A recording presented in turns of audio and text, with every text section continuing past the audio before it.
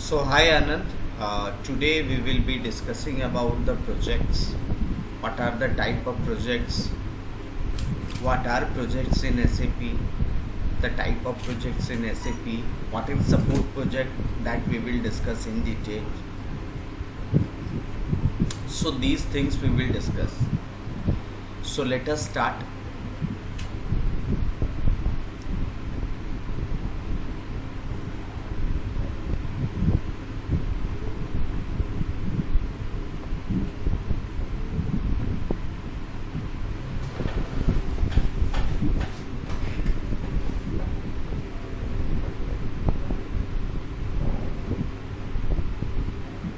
आनंद mute कर लीजिए आप.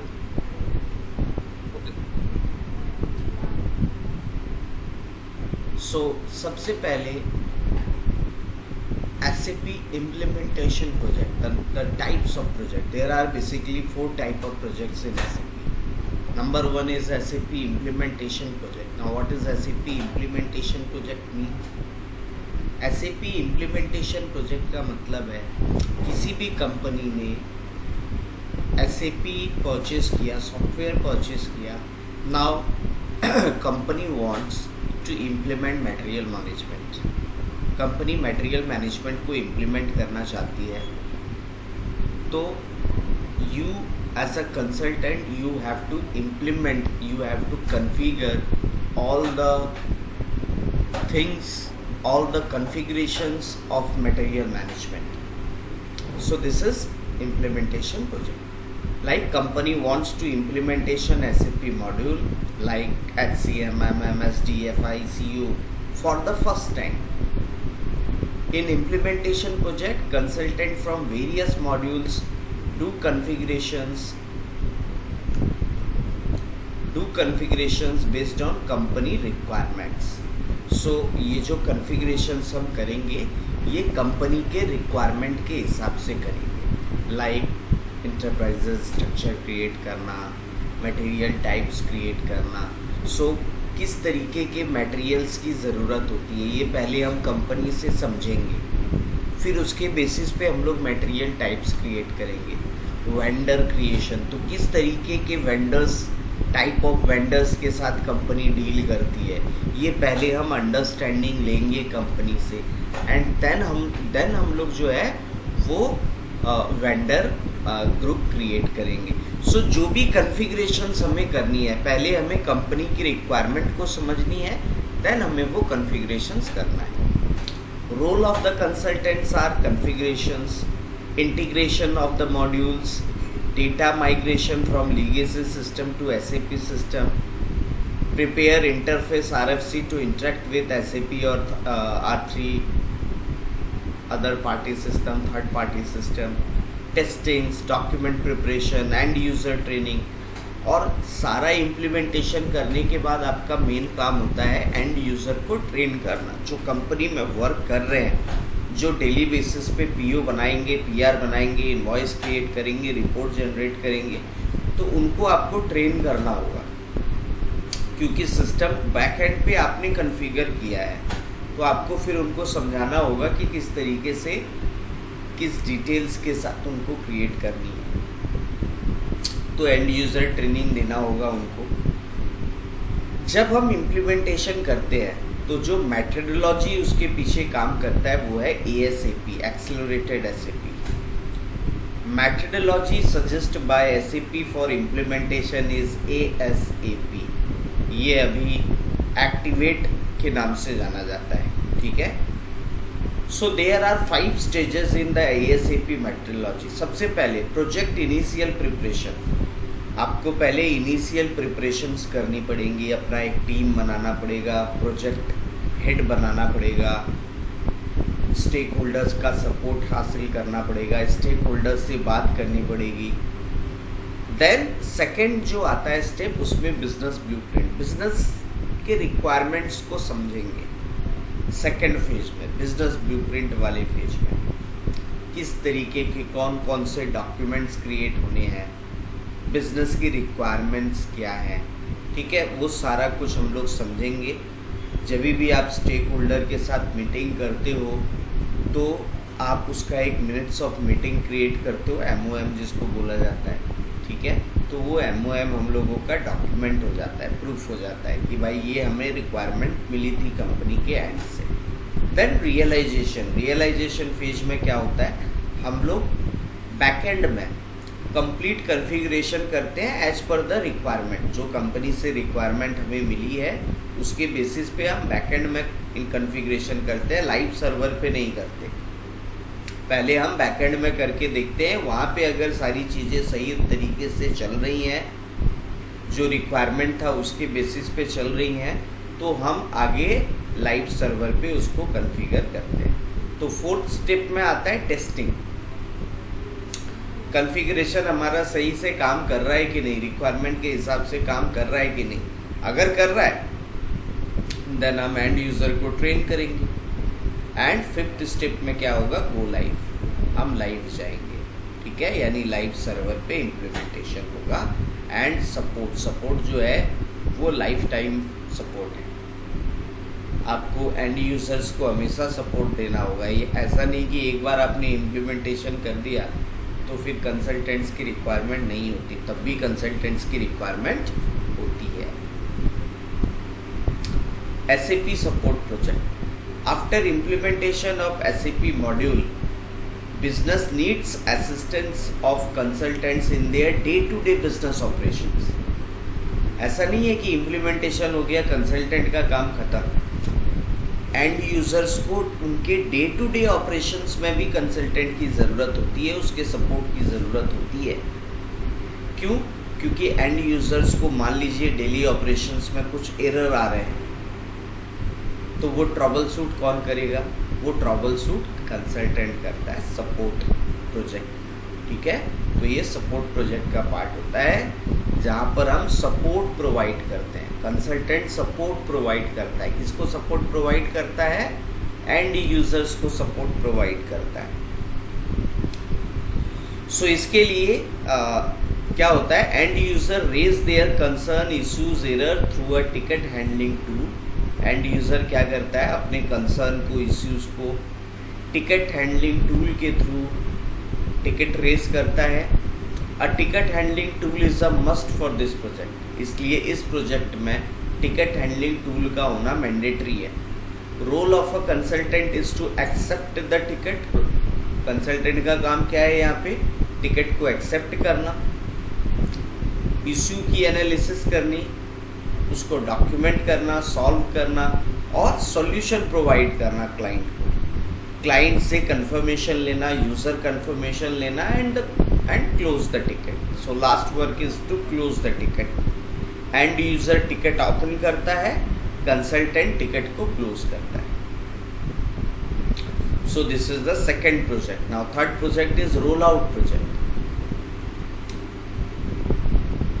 रोल आउट प्रोजेक्ट में क्या होता है, देखो कंपनी ने ऑलरेडी MM इम्प्लीमेंट कर दिया, बट लेट्स से कुछ चेंजेस किया है, कुछ मॉड्यूल में कहीं पे चेंज किया है।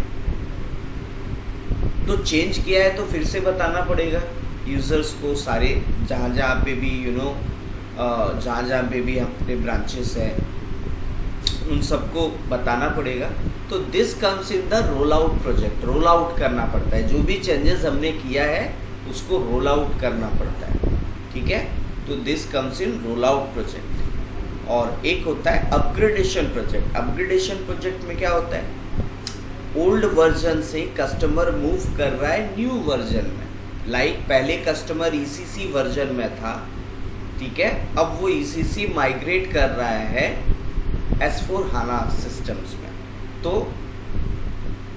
ये कहलाता है अपग्रेडेशन प्रोजेक्ट, जहाँ पर अपग्रेडेशन हो रहा है, ओल्ड वर्जन से न्यू वर्जन में आ रहे हैं। सो दिस इज अपग्रेडेशन प्रोजेक्ट। तो ये चीज़ें क्लियर है आपको, types of project. Anand,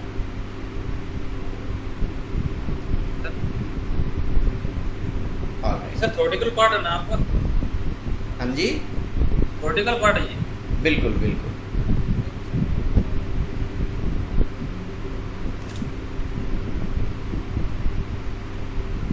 mute कर लीजिए आनंद।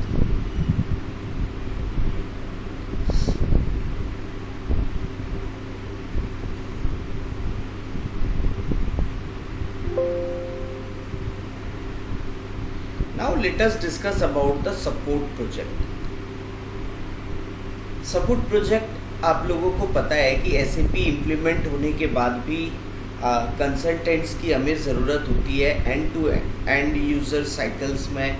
जो हमारी डे टू डे पोस्टिंग्स है वहाँ पर अगर हमें कुछ एरर्स आती है, कुछ इश्यूज़ है, कुछ कंसर्न्स है, तो वो हम कंसल्टेंट को टिकट के थ्रू उन कंसर्न्स को शेयर करते हैं और कंसल्टेंट का काम है उसको रिजॉल्व करना, जो भी इश्यूज हमें आ रही है उसको ट्रबल शूट करना। ठीक है, नाउ अब कितना टाइम मिलेगा कंसल्टेंट को उसको ट्रबल शूट करने में? मान लो I am a end user and I have raised a ticket on my consultant, on my support consultant. अब उनको कितना टाइम मिलेगा उसको रिजॉल्व करने के लिए? सो दीज आर, उसके लिए जो है सेवेरिटी सेट किया जाता है प्लांट हेड के द्वारा, लेबल्स सेट किए जाते हैं जैसे L1, L2, L3, L4। ये इश्यूज की क्रिटिकलिटी, कोई भी एरर कितना क्रिटिकल है, वो बिजनेस को कितना हैम्पर कर रहा है, उसके बेसिस पे उसकी क्रिटिकलिटी सेट होती है और उसके बेसिस पे सेवेरिटी के बेसिस पे उसको L1, L2, L3, L4 grade में रखा जाता है। अब ये L1, L2, L3, L4 है क्या? L1 का मतलब है very high priority ticket and needs to be solved within 4 hours. L2 का मतलब है high priority tickets, not very high priority but high priority, and needs to be resolve within 8 hours. 8 hours means 1 working day. L3 will be medium priority ticket. These are the medium priority ones and needs to be resolved within 24 hours. And L4 will be the low priority ticket. ये सबसे low priority में, इसके वजह से business उतना hamper नहीं कर रहा है। देखो सबसे ज़्यादा हैम्पर कर रहा था L1 से, उससे कम हैम्पर कर रहा था L2 में, L3 मीडियम सेवियर है और L4 लिस्ट सेवियर है। तो यहाँ पे टाइम ज़्यादा दे रहा है, 48 आवर्स का, यानी 6 वर्किंग डेज का टाइम मिल रहा है आपको। Again this priority and the time period depends on the client. Maybe in your company where you will work, वहाँ पे कुछ अलग हो, मे बी सेवेरिटी का लेवल अलग हो और आपको जो मिलने वाला टाइम है वो भी अलग हो। तो किस तरीके के टिकट्स रेज होते हैं वो भी मैंने यहाँ पे डाला हुआ है एग्जाम्पल में। अकाउंट असाइनमेंट मैंडेटरी, हम लोगों को ये एरर आती है कभी कभार जब हम PO क्रिएट कर रहे होते हैं, और मैंने आप लोगों को बताया है कि अगर हमने क्वांटिटी वैल्यू अपडेट नहीं किया हुआ रहता तो हमें ये इश्यूज आती है, अकाउंट असाइनमेंट मैंडेटरी। सो इसके लिए हमें क्वांटिटी वैल्यू अपडेट करने की ज़रूरत होती है मटेरियल टाइप पे। So we go to OMS 2 और तो ये एरर हमें आ रहा है। अब देखो एज अ एंड यूज़र में भी कि उतना इन डेप्थ नॉलेज नहीं है हमारे पास,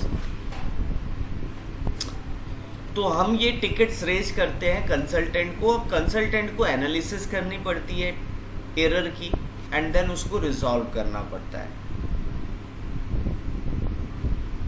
जैसे यहाँ पे अभी देखो ये वाला एरर कुछ समय पहले ही आनंद आपको आ रहा था, for object RFBELG number range interval 49 does not exist FBN1, right? ये आ रहा था अभी आपको। तो इस एरर को आपने कैसे रिजॉल्व किया? FBN1 में गए और वहाँ पे नंबर रेंज 49 हमें सेट करना पड़ेगा, राइट? तो ये एरर रिजॉल्व हो जाएगा। तो आपको ये रिजोल्यूशन देना है।